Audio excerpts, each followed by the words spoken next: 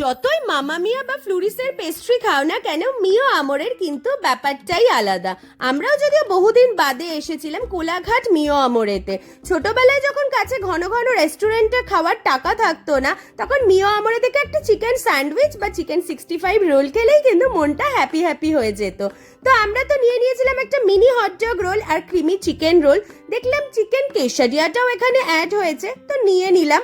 বেশ ইউনিক খেতে ছিল। আর আমার ছেলে ভাবছিল এরাই কি শুধু খাবে, আমায় কি আর কিছু খেতে দেবে না? তো ওর জন্য দুটো পেস্ট্রিও নিয়ে নিলাম। আমার ছেলেটা তো পেস্ট্রি খেতে ভীষণ ভালোবাসে, কিন্তু মেদিনীপুরে সেভাবে কোথাও ভালো পেস্ট্রি পাওয়া যায় না। একটা টি টাইম পাফ প্যাক করিয়ে নিয়ে বেরিয়ে পড়লাম চা খেতে।